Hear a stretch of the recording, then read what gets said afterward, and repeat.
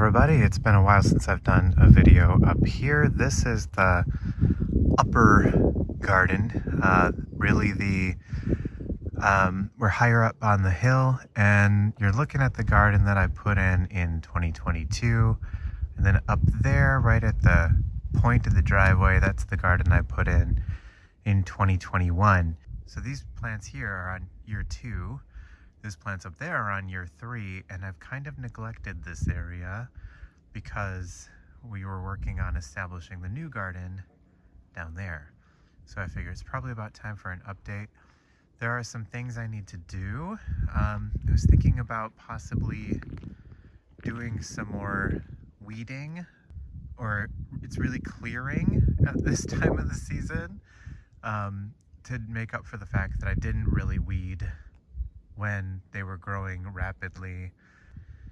And some of the plants have struggled. We've struggled with white sages. I've got a few white sages in this area.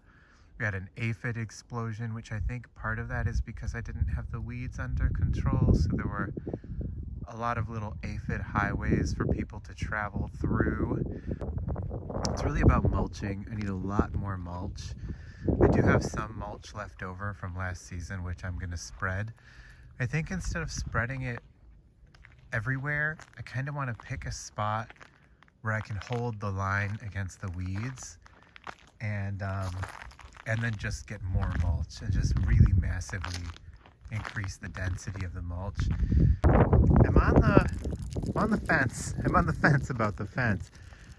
I kind of want to get rid of it because I really only have, there's only a few plants up here that the deer would eat if I were to take it down, or that I need to be worried about. Almost everything up here is sage, and I'm thinking about sticking with that, just not plant anything up here that the deer might even want to take a passing interest in. Maybe I'll just do a quick overview of what's here.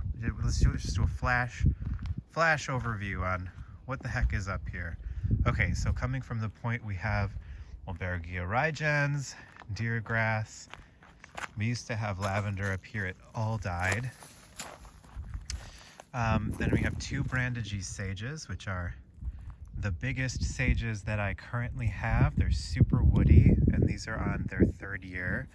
There's one desert globe mallow here. I think it's an apricot mallow. There's a bee's bliss sage. That's the most low-growing sage that I've got. It looks really bad when it doesn't have enough water. This is the first celestial blue I planted. You can tell down at the bottom of the hill. In the 2023 garden, the celestial blue that I put in there looks way better because this one is completely shaded in the morning, and really only gets a little bit of afternoon sun, so it always just looks kind of stringy. It doesn't look great.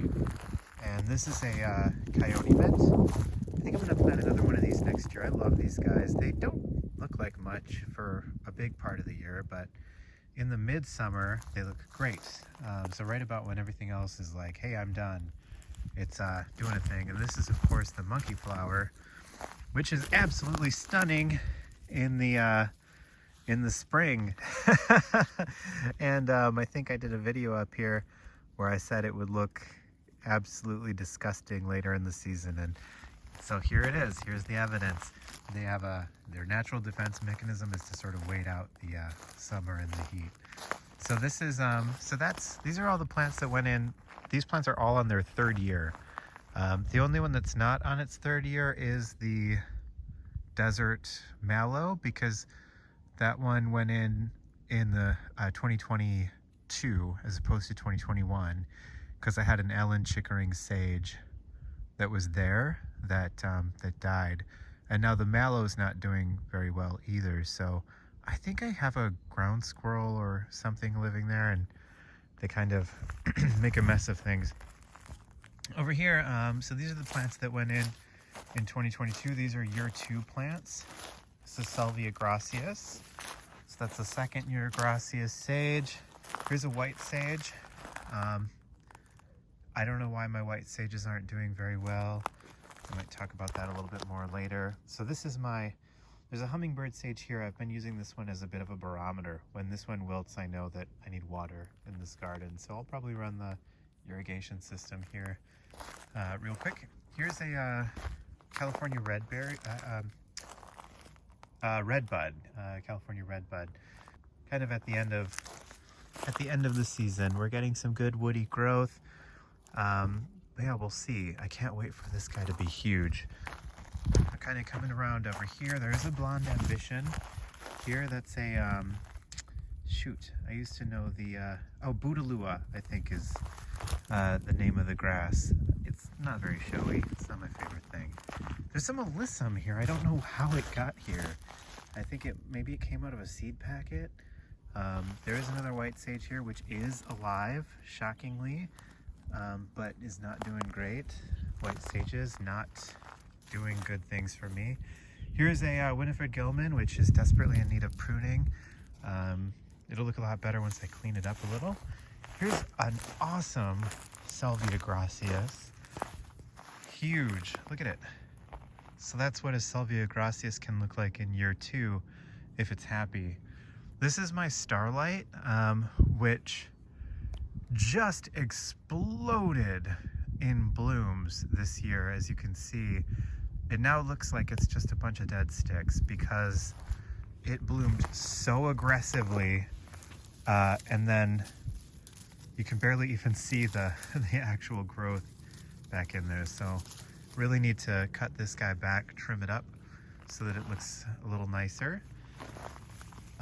And then down here there is one more salvia gracias. Really major problem with weeds in this area.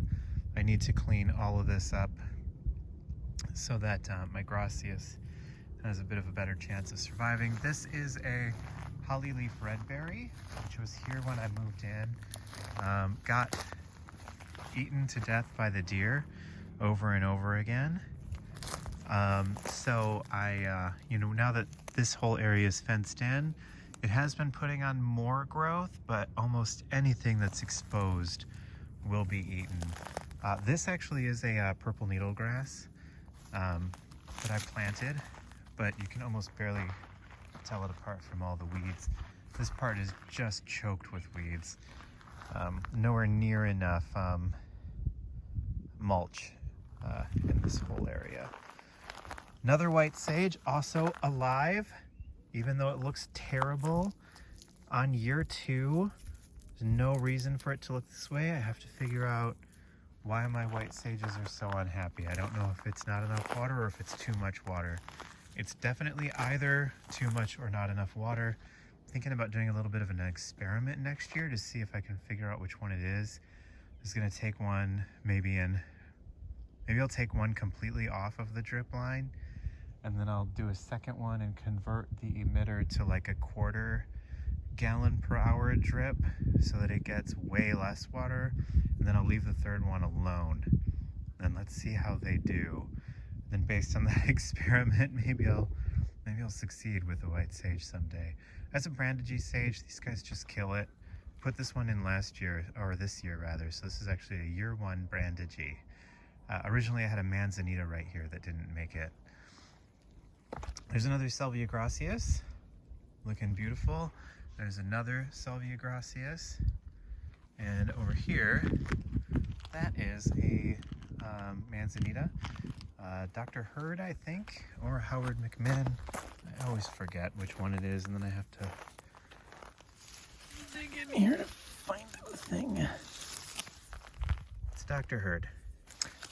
Don't know that I'm ready to take it out of the cage. I might actually give it a taller cage, just so that you can tell there is some grazing on the tips here. Tips just clipped right off. It should look like that on the tip, but it doesn't. It looks like that. Blunt force trauma. Yeah, would love to have a giant manzanita here someday. And then there's one other thing up here. This is a ceanothus dark star, which is not getting anywhere near enough light. Thought for sure it would die this year. It didn't. I'm just gonna let it hang out.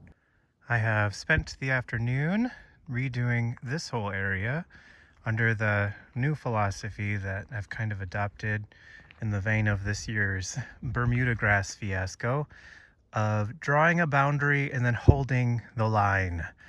So in an effort to control these weeds, what I did was, you can kind of see here, I put down a thin strip of weed barrier. You don't want to do, from what I understand, weed barrier under a native garden, because you want to encourage the soil to develop with, a healthy fungal mycorrhizal network and all that good stuff. But along this fence line last year, the invasive grasses just went absolutely insane. And then weed whacking along the fence line is annoying, especially when the grass is green and, kind of moist and juicy, if you will. So I figure if I do it this way, I'm still going to get grass that's going to pop up along the edge here, but I can weed whack on this side of this rock barrier. So the rocks are kind of sitting on top of, along the edge of the weed barrier, and then the weed barrier goes under the fence and is pinned down. And then I put a ton of mulch. I tried to go with, 4 or 5 inches of mulch. So this is probably a dozen wheelbarrows worth. And hopefully that will make the difference. It does look a lot better. I did have to clear out some of the tarweed that was over here and a lot of turkey mullein, which are, friendly plants. But in an effort to kind of make this all work, I needed to kind of get in there and fix it all up. I'm hoping I didn't kill this Salvia gracias. The center of it had died, which might be because that's where the water is. I probably need to adjust the drip system a little bit. But I went in there and I started pulling some of the dead bits. And some of the bits that I kind of pulled out, I noticed had live tips at the end. So I'm hoping I didn't just take its connection to its root system out. We'll find out later. You can now see this purple needle grass. It kind of looks like something that's supposed to be here instead of just one of the many weeds that we have in the area. You kind of see what it looked like before over there, and there's our line that we've drawn, our line in the sand. Over here, I did find a couple of little poppies that are popping up. I wasn't expecting them to start popping already, and I wasn't even sure if any of them had survived the winter, but this one has, so that's pretty cool. So all in all, I think it does look a lot better. I think it will perform better. I think the plants will be happier because there's going to be less competition. And yeah, I think it's all going to turn out pretty good this year. Hopefully there will be less weeds and this whole thing will be more attractive. That's the point, after all. Trying to do something that's sustainable, drought tolerant, low water usage, supports the local ecosystem, and also doesn't look like a mess. And it kind of looks like a mess right now. So yeah, it'll look better this year, hopefully. At least in this area. I'm not sure how much effort I'm gonna be able to sustain before the rains set in, which is really when the weeds start to pop. So whatever line I've drawn at that point is kind of gonna be the line. But at least for this area, they shall come no further.